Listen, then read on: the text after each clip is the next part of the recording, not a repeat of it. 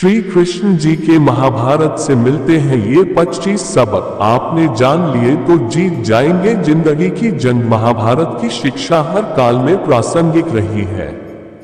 महाभारत को पढ़ने के बाद इससे हमें जो शिक्षा या सबक मिलता है उसे याद रखना भी जरूरी है। तो आओ हम जानते हैं ऐसी ही 25 तरह की शिक्षाएं जो हमें महाभारत, युद्धर और मृत्युंजय पढ़ने पर मिलती हैं। हालांकि यह भी सच है कि आप महाभारत पढ़ेंगे तो हो सकता है कि आपको कुछ अलग शिक्षा या सबक मिले। 1. जीवन हो योजनाओं से भरा। जीवन के किसी भी क्षेत्र में बेहतर रणनीति आपके जीवन को सफल बना सकती है, और यदि कोई योजना या रणनीति नहीं है तो समझो जीवन एक अराजक भविष्य में चला जाएगा जिसके सफल होने की कोई गारंटी नहीं। भगवान श्री कृष्ण के पास पांडवों को बचाने का कोई मास्टर प्लान नहीं होता तो पांडवों की कोई औकात नहीं थी कि वे कौरवों से किसी भी मामले में जीत जाते।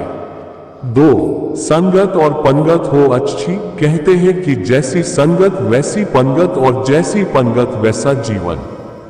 आप लाख अच्छे हैं लेकिन यदि आपकी संगत बुरी है तो आप बर्बाद हो जाएंगे, लेकिन यदि आप लाख बुरे हैं और आपकी संगत अच्छे लोगों से है और आप उनकी सुनते भी हैं तो निश्चित ही आप आबाद हो जाएंगे। कौरवों के साथ शकुनी जैसे लोग थे जो पांडवों के साथ कृष्ण। शकुनी मामा जैसी आपने संगत पाल रखी है तो आपका दिमाग चलना बंद ही समझो। 3. अधूरा ज्ञान घातक। कहते हैं कि अधूरा ज्ञान सबसे खतरनाक होता है। इस बात का उदाहरण है अभिमन्यु।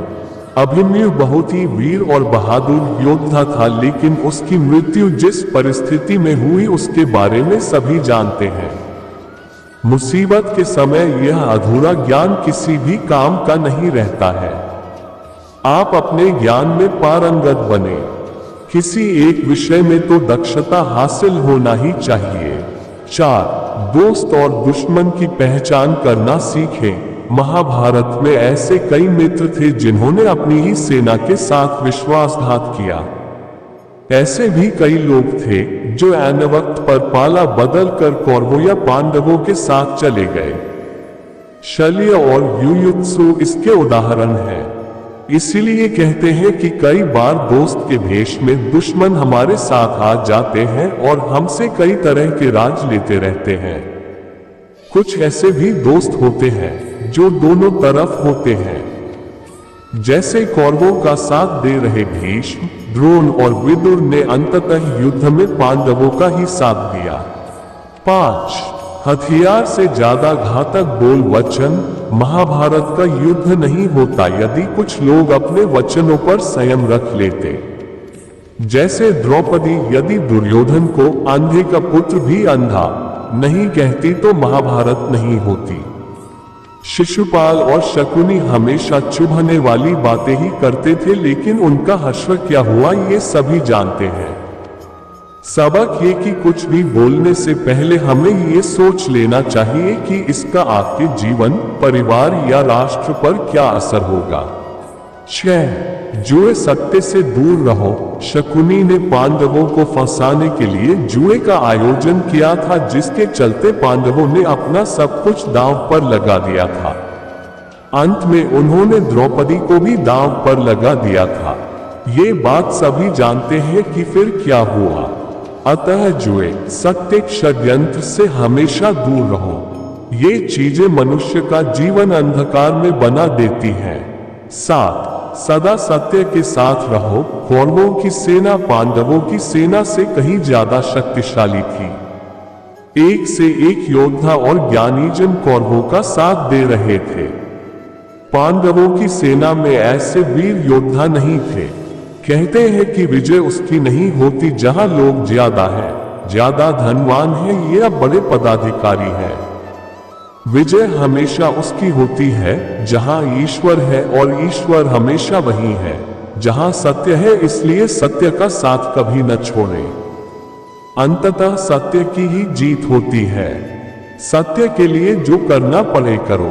8. लड़ाई से डरने वाले मिट जाते हैं। जिंदगी एक उत्सव है, संघर्ष नहीं।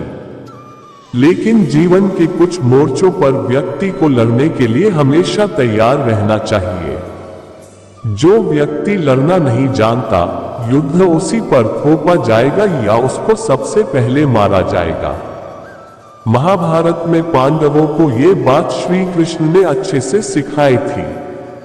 पांडव अपने बंधु बांधवों से लड़ना नहीं चाहते थे, लेकिन श्री कृष्ण ने समझाया कि जब किसी मसले का हल शांतिपूर्ण तरीके से नहीं होता, तो फिर युद्ध ही एकमात्र विकल्प बच जाता है।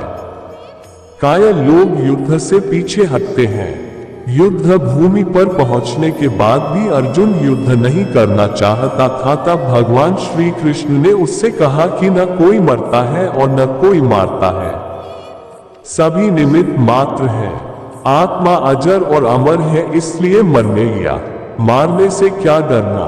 9. खुद नहीं बदलोगे तो समाज तुम्हें बदल देगा।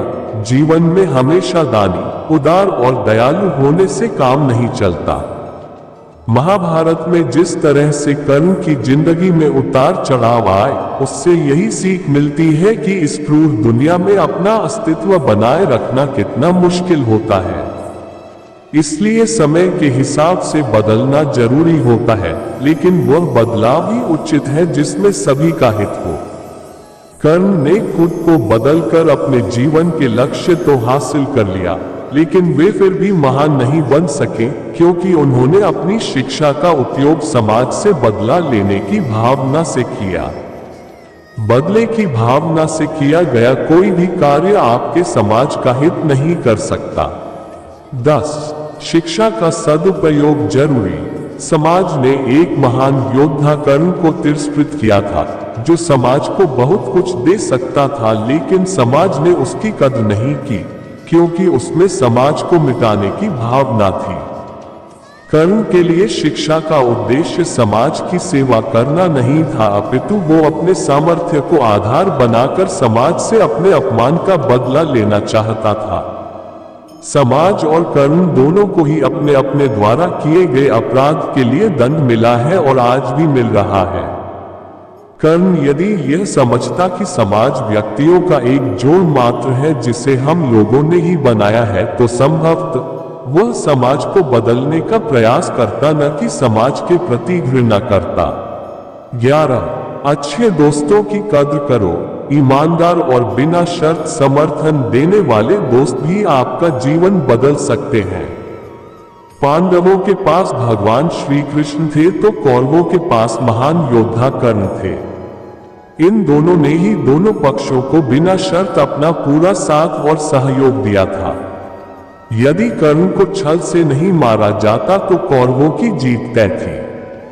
पांडवों ने हमेशा श्री कृष्ण की बातों को ध्यान से सुना और उस पर अमल भी किया, लेकिन दुर्योधन ने कर्ण को सिर्फ एक योद्धा समझकर उसका पांडवों की सेना के खिलाफ इस्तेमाल किया।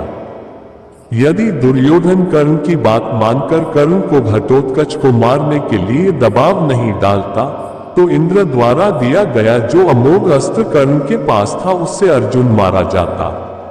12. भावुकता कमजोरी है। धृतराष्ट्र अपने पुत्रों को लेकर जरूरत से ज्यादा ही भावुक और आसक्त थे। यही कारण रहा कि उनका एक भी पुत्र उनके वश में नहीं रहा। वे पुत्र मोह में भी अंधे थे। इसी तरह महाभारत में हमें ऐसे कुछ पात्र मिलते हैं जो अपनी भावुकता के कारण मूर्ख ही सिद्ध होते हैं। जरूरत से ज्यादा भावुकता कई बार इंसान को कमजोर बना देती है और वो सही गलत का फर्क नहीं पहचान पाता। कुछ ऐसा ही हुआ महाभारत में धृतराष्ट्र के साथ, जो अपने पुत्र मोह में आकर सही गलत का फर्क भूल गए। दूसरे पाठक जरूर देखें।